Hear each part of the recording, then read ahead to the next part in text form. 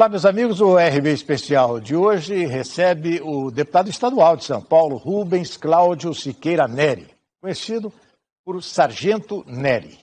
Está em seu primeiro mandato e vem realizando um bom trabalho na Assembleia Legislativa do Estado de São Paulo. Nós vamos conhecer um pouco da trajetória do Sargento Neri aqui em nosso programa.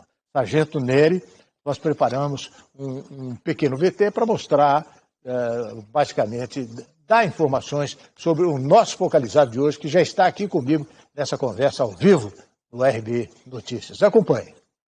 Rubens Cláudio Siqueira Neri, mais conhecido como Sargento Neri, é natural de Lins, foi criado em Veracruz e tem familiares morando em Garça, além de amigos e correligionários em Marília, Ribeirão Preto e região. Ele é o primeiro sargento da Polícia Militar do Estado de São Paulo e também advogado, cristão, casado e pai de 5 filhos. Foi eleito para o seu primeiro mandato como deputado estadual, com cerca de 35 mil votos. Está engajado na luta por mais segurança pública e melhor qualidade de vida para toda a população. Traçou uma brilhante carreira na Polícia Militar, recebendo diversas premiações e condecorações ao longo dos anos, como a Láurea de 5º e 1º grau dentre os anos de 1997 e 2004, Totem e certificado de honra ao mérito expedido pelo Comando-Geral da PM São Paulo nos anos de 2007 e 2010, medalha cinquentenária do 16º Batalhão da Polícia Militar em 2018, dentre outras tantas homenagens e honrarias. É formado em técnico de polícia ostensiva e preservação da ordem pública, tecnólogo em segurança pública e bacharel em direito. Deputado, boa tarde. Antes de mais nada, vamos agradecer a sua presença aqui, estar conosco nessa conversa. Como vai?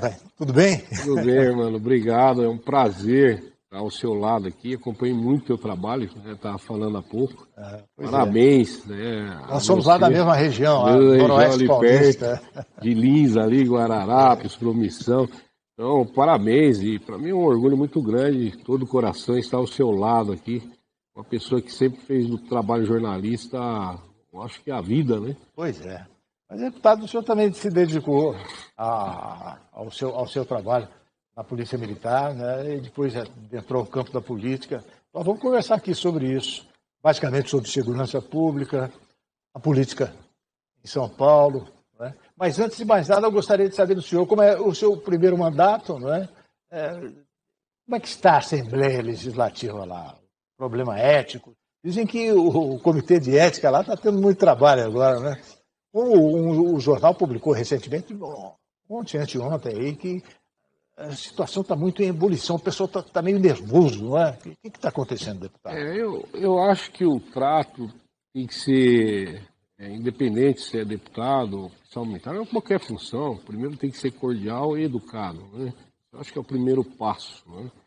Eu vejo que a Assembleia Legislativa, devido a algumas ideologias partidárias, ideologias de assuntos da sociedade, vem trazendo uma discussão acirrada. O pessoal está se agredindo muito. Está se agredindo verbalmente. Então isso não é bom para o parlamento, isso não é bom para a população. E eu espero que os deputados primeiro se respeitem, né? Eu sempre procurei respeitar lá todos os deputados, independente da sua ideologia partidária ou ideologia de vida. Acho que cada um tem a sua escolha. Nós vivemos num país democrático, né? Então, esse respeito acho que é o ponto fundamental, mano, para, vamos dizer, colocar a casa em normalidade. Você falou aí que cada um tem sua escolha. A sua escolha já está definida, deputado? Tá? Sim, eu tenho aí, eu acho que tudo que é radical é ruim. O próprio Victor Hugo fala que o homem tem que ser, no mínimo, flexível, né, para se fazer um mundo melhor. Eu sou um político e um pai de família de direito. Eu não sou extrema-direita. Eu acho que tudo que é extremo é ruim. Então, a minha tendência é a direita. O senhor está no partido do Bolsonaro? Do presidente? Não, eu estou no Patriota. O Patriota, o presidente está no novo partido. Ele está agora no PL, né, mas eu sou do Patriota. E o Patriota está com... Não, o Patriota, por questões da executiva, deixou os candidatos livres para escolher quem vai apoiar. Eu acho isso bacana, né? Porque dá a possibilidade de todos os candidatos terem a sua escolha e não uma imposição partidária. No meu caso, por exemplo, eu estou livre para apoiar o presidente Jair Bolsonaro, assim o farei, né? Eu apoiei ele em 2018 e não é uma obrigação partidária, e sim uma concepção do político e de vida. A maioria do seu partido está com quem? Está com a presidência? Eu acho que uma boa parte. Eu garanto para você que pelo menos mais de 50% dos candidatos estão apoiando o Jair Bolsonaro. Como é que o senhor está vendo a campanha em si? Em termos de Brasil, vamos começar pelo Brasil, depois a gente vai descer para São Paulo. Como é que o senhor está vendo a campanha? Problema de inflação aí que está prejudicando a campanha do presidente, né? Preço das coisas, preço da gasolina. A parte econômica sempre atrapalha uma campanha. Diga-se passagem o que aconteceu nos Estados Unidos, né? Mas isso não é um problema do Brasil, não é um problema causado pelo presidente, pela sua administração. Foi um problema causado pela pandemia, né? Todos os países estão sentindo o reflexo disso. E agora veio a guerra da Rússia com a Ucrânia, que, vamos colocou uma pitada aí de um pouco mais de crise. O que nos deixa confortável, o Brasil é uma potência, né? Tem uma diversidade econômica muito grande. Se o agro vai ruim, a indústria vai bem. Então isso faz com que o Brasil tenha a sua capacidade de se manter estável. Mas isso não é um problema de administração, isso é um problema global que atinge a todos os países hoje. O desafio da campanha do presidente é explicar essas coisas, né? Dizer que o problema não é daqui, o problema é do mundo inteiro, o preço das coisas está aumentando no mundo todo. Eu acho que é um desafio que não é muito difícil, porque se você pegar em comparação, em parâmetros, né, o preço da picanha no outros governos era R$30, mas o salário mínimo era 200. Se você pegar a mesma picanha, hoje custa 90. Mas o salário mínimo é 1.200. Então, em relação aos preços, o que era o salário mínimo e o que é hoje, você vê que o reflexo é muito menor do que nos governos anteriores, né? Mesmo sem crise, né? E, bom, além do preço, a gente tem o problema do desemprego também. Nós vamos continuar conversando aqui depois de um pequeno intervalo. Nós estamos hoje nessa conversa ao vivo com o Sargento Nery, aqui no nosso RB Notícias. E vamos até às 17h15 conversando a respeito da política do Brasil e principalmente de São Paulo, cujo tema a gente vai entrar daqui a pouquinho. Continue com a gente.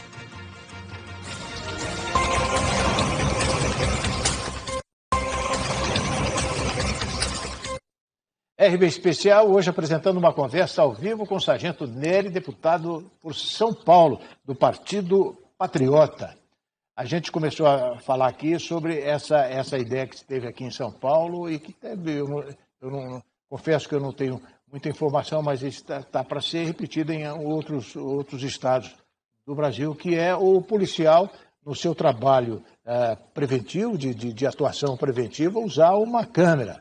Não sei se no capacete, no ombro, mas enfim, é uma câmera pessoal que, de uma certa forma, mostra todo o trabalho do policial. E o senhor, aparentemente, logo de início, se manifestou o contrário a essa iniciativa. E agora o senhor vai explicar por quê.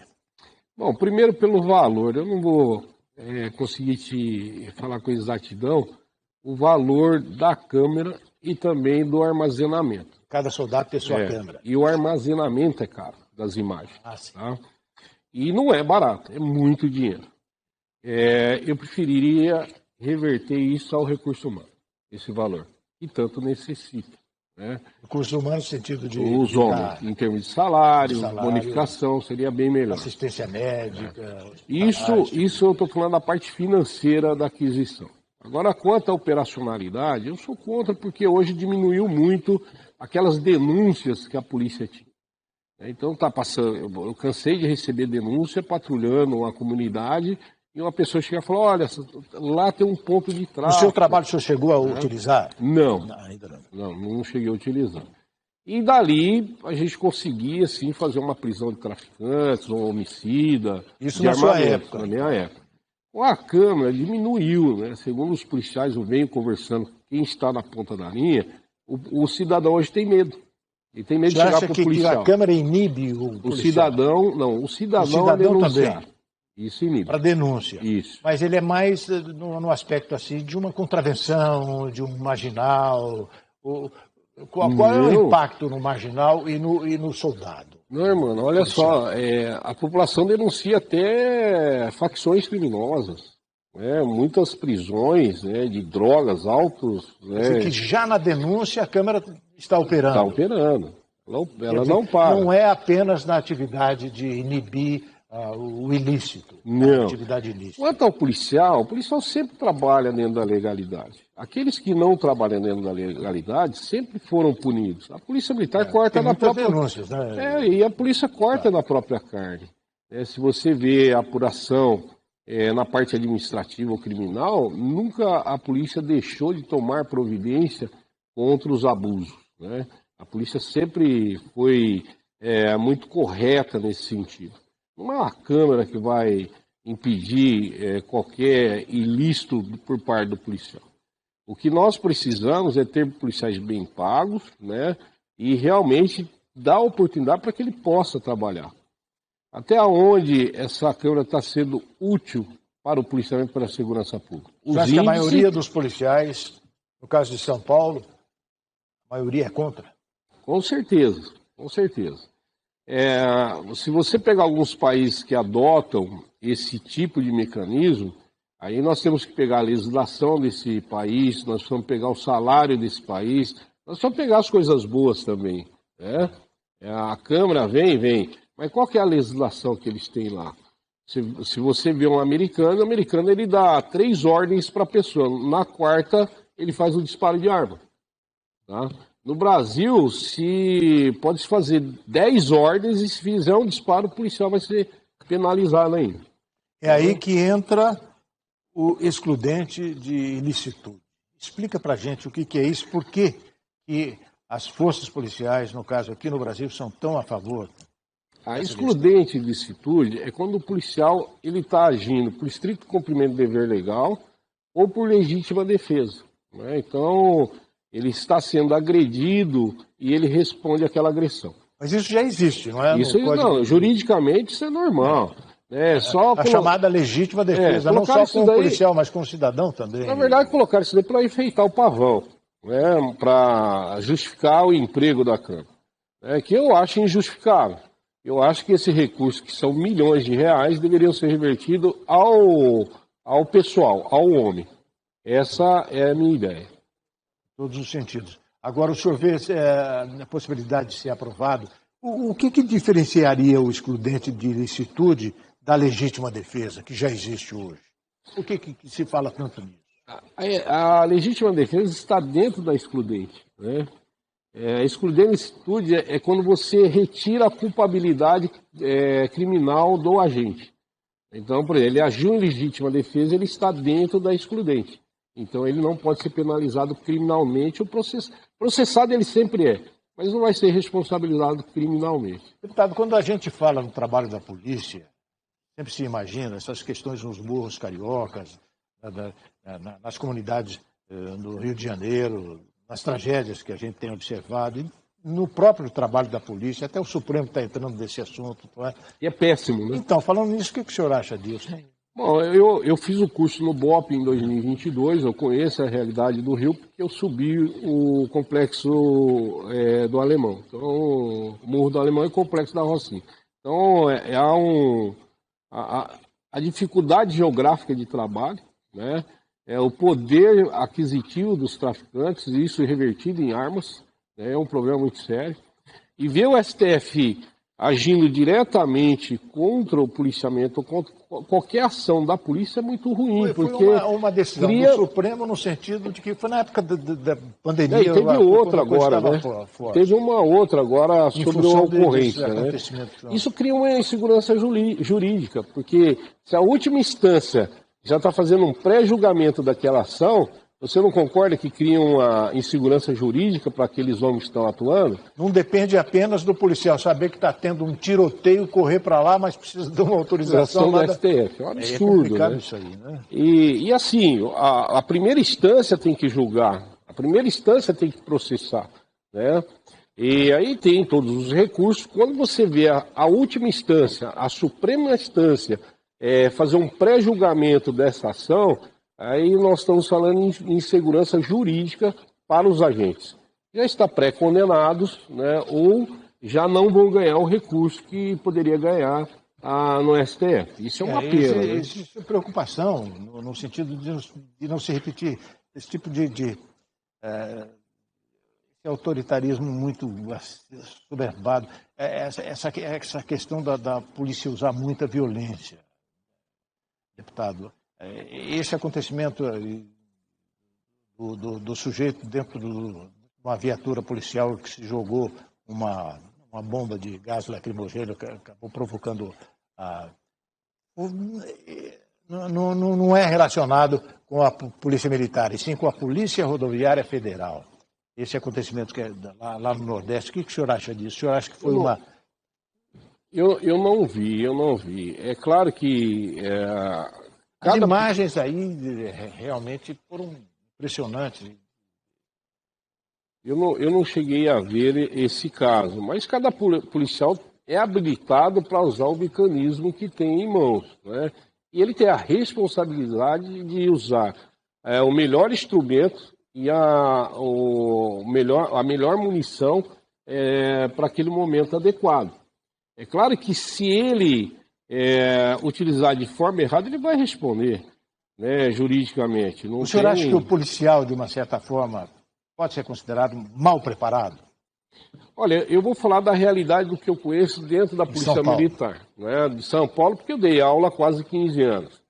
Nós recebemos um jovem, por exemplo, de 18 anos, né, lapidamos ele, tentamos colocar o caráter profissional dele, né, que vem... Primeiro descobrir se ele tem vocação, não é? Isso nós vamos descobrir com o decorrer do seu trabalho. Não tem como identificar isso de imediato. Nós temos imagens, olha, mostrando essa... Foi realmente um despreparo. Foi dentro da viatura? O sujeito estava dentro e durante um longo tempo, ele ficou lá sofrendo de um problema psiquiátrico. Né? Tinha esquizofrenia, conforme os seus parentes revelaram, né? E as pessoas que o conheciam. Foi um fato realmente que provocou uma certa comoção em toda a população brasileira. Eu não sei qual que é os parâmetros da Polícia Rodoviária Federal. A Polícia Militar, tudo tem parâmetro. Tudo nós temos um POP. Então, para utilizar munição química, nós temos os momentos corretos para utilizar e as munições corretas para ser utilizado. Quanto à formação que você havia me perguntado, a Polícia Militar pega um garoto de 18 anos, tem um curso de 1 ano e 3 meses, onde ele vai ser formado na parte jurídica sobre direito penal, direito de processo penal, direito civil, direito constitucional, entre outras matérias como maneirabilidade, aula de tiro, conhecer o mecanismo do armamento, policiamento de trânsito. Então, uma carga excessiva de estudo. São 33 matérias que ele fica das 7 da manhã até as 17 horas estudando com um intervalo de 1 hora de almoço. E depois, para ele ser admitido? Para o curso dele. Ele já é um soldado de segunda classe. Né? E ainda tem os estágios operacionais. Depois que ele termina toda a conclusão do curso, aí vem a formatura dele. Então nós preparamos nosso Ele vai ser soldado, que é o primeiro estágio. Exatamente. Nós vamos para mais um break agora comercial e voltaremos daqui em seguida. Em poucos minutos voltaremos com essa nossa conversa ao vivo aqui em nosso jornal de hoje, o RB Notícias. A Rede Brasil de Televisão está apresentando uma conversa ao vivo com o Sargento Nery, deputado estadual por São Paulo, do Partido Patriota. Nós voltamos daqui a pouquinho. Fique com a gente.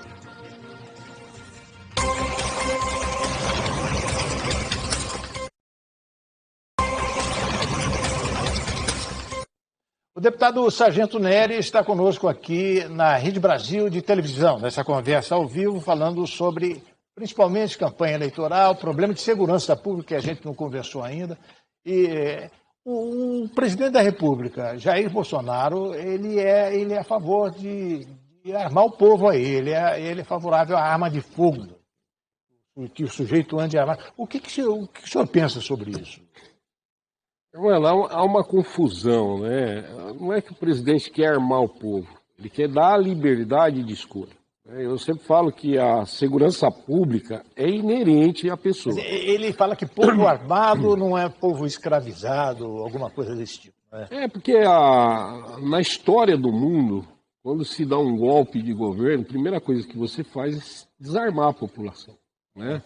Tem até uma história que um general japonês queria invadir os Estados Unidos e aí o outro falou, não, ali nós temos, cada um da população é um soldado e anda armado.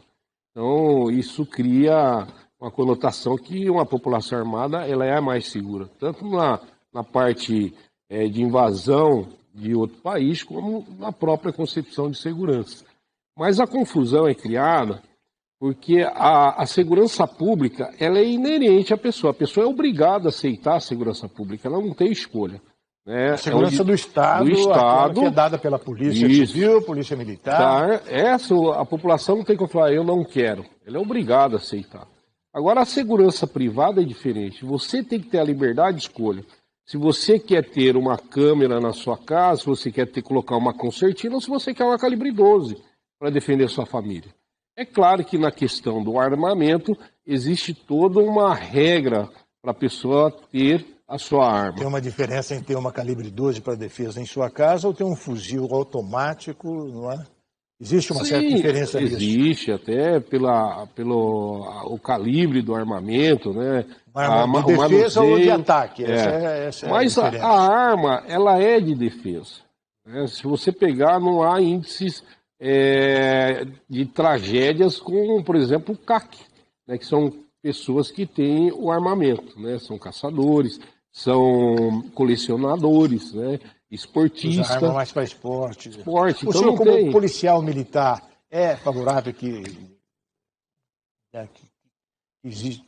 dê ao ser humano a possibilidade de andar armado? Sim, a liberdade de escolha, sim, sou totalmente. Até porque nós vivemos num país democrático, a pessoa tem que ter essa liberdade. E eu venho de um policiamento antigo. Então, na década de 90, nós abordávamos um cidadão dentro do veículo e falava, estou armado, minha arma está em tal lugar, eu tenho o registro e tenho o porte. Nós fiscalizávamos o registro e o porte dessa pessoa e olhava, conferia com o armamento e liberava. Então não tinha tanto problema. E cai a narrativa de alguns políticos que com a liberação da arma poderia ter maior índice de homicídio. E cai por terra que sem a arma diminuiria o homicídio. Pelo contrário, né? Os dados mostram que não diminuiu em nada. E pior, hoje o marginal está armado e a população de bem desarmada. Essas tragédias nos Estados Unidos, né?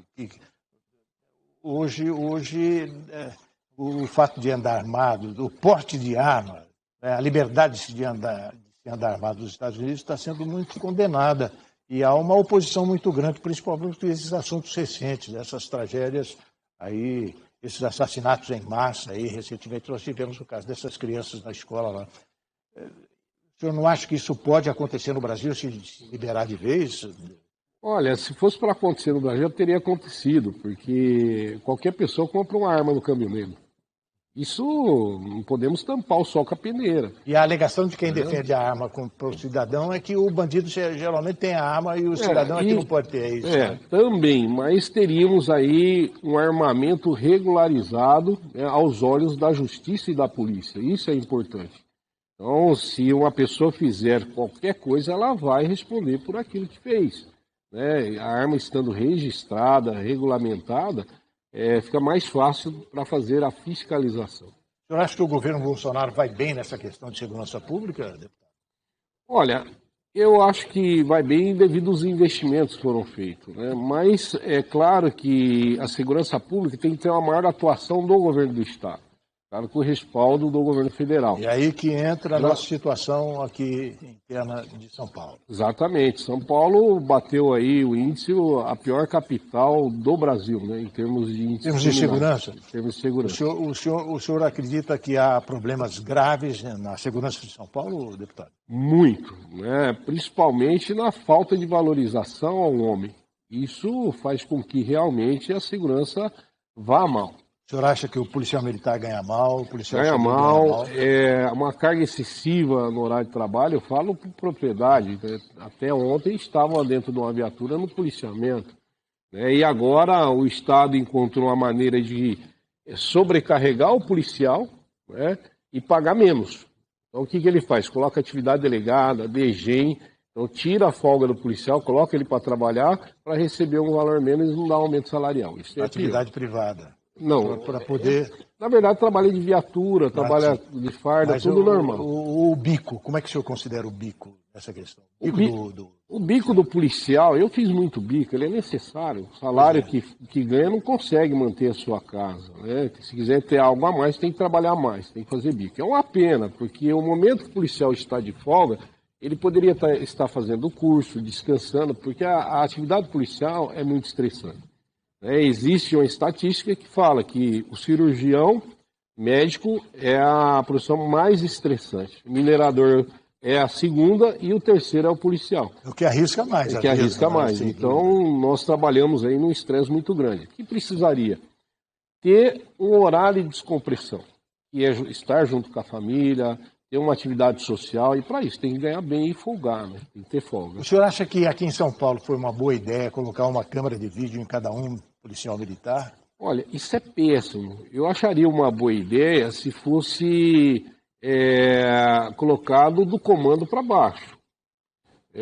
Então, desde o comando geral até o soldado da ponta deveria usar. O senhor vai explicar bem isso daqui a pouco. Nós vamos para o nosso intervalo. A nossa conversa de hoje, ao vivo aqui nos estúdios da Rede Brasil de Televisão, é com o Sargento Nery, deputado estadual de São Paulo pelo Partido Patriota. Nós vamos voltar daqui a pouquinho. Até já.